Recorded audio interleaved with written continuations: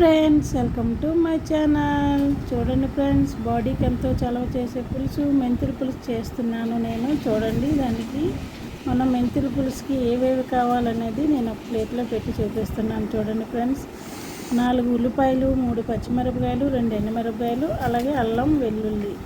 ఇవన్నీ మనం అల్లం వెల్లుల్లి పేస్ట్ చేసుకుని అలాగే కట్ చేసి ఇవన్నీ చూపిస్తున్నాను. చూడండి ఫ్రెండ్స్, అలాగే ఉల్లిపాయ ముక్కలు నేను కట్ చేసుకున్నాను. అలాగే ఎండుమిర్చి, పచ్చిమిర్చి, కరివేపాకు, జీలకర్ర, ఆవాలు, మినపప్పు, అల్లం వెల్లుల్లి పేస్ట్, ఇవన్నీ మనకి కావాల్సినవి.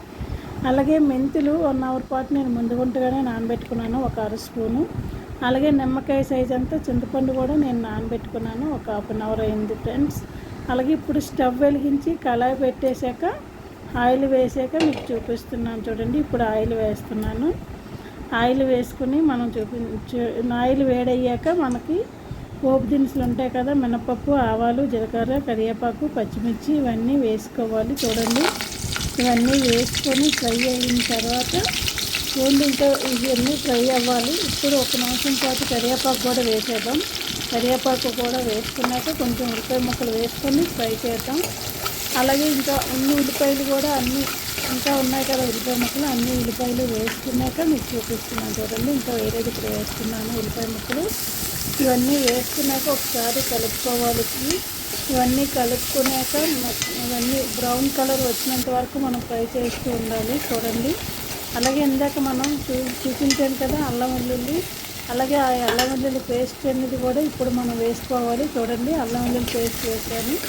అల్లం వెల్లుల్లి పేస్ట్ పచ్చివాసన పోయినంత వరకు మనం బ్రౌనిష్ కలర్గా వచ్చినంత వరకు మనం కలుపుకుంటూ ఉండాలి. చూడండి, ఈ కలర్ వచ్చిన తర్వాత మనం అలాగే మెంతులు కూడా నానబెట్టాం కదా, ఆ మెంతులు కూడా నీరు వాటర్ ఉంటేసి మెంతులు వేసుకున్నాం. చూడండి, మెంతులు వేసుకున్నాక ఒకసారి మనం కలుపుకోవాలి. ఆనియన్స్లోకి మెంతులన్నీ కలిపేటట్టు కలుపుకున్నాక మనం ఇప్పుడు ఇందాక పసుపు చూపించలేదు, ఇప్పుడు పసుపు, కారం, ఉప్పు, గల్లుప్పు వేస్తున్నాను. పులుసులోకి గల్లుప్పు వేస్తేనే టేస్ట్ బాగుంటుంది ఫ్రెండ్స్, అందుకు నేను గల్లుప్పు వేస్తున్నాను.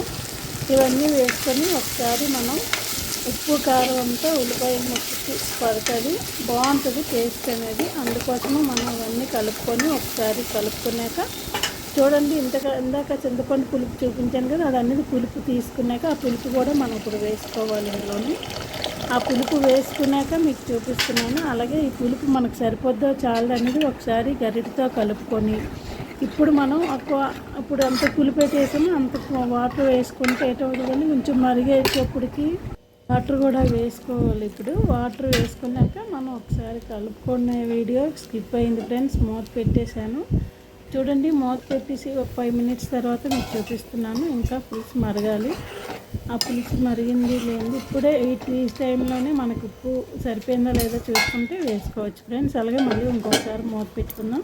ఇలాగ 4 టైమ్స్ 5 టైమ్స్ మూత తీస్తూ ఉండాలి. మీకు ఈ 2-3 టైమ్సే చూపించాను, కానీ ఇంకా 2 టైమ్స్ ఎక్స్ట్రా పెట్టాను నేను, మూత పెడుతూ తీస్తూ ఉండేదాన్ని. అలాగే చూడండి ఫ్రెండ్స్, నా పులుసు ఇంకా దగ్గరికి వచ్చింది, దగ్గర పడింది. అలాగే నా పులుసు మీరు ఎలా చేస్తారనేది కామెంట్ బాక్స్లో కామెంట్ చేయండి. ఓకేనా ఫ్రెండ్స్?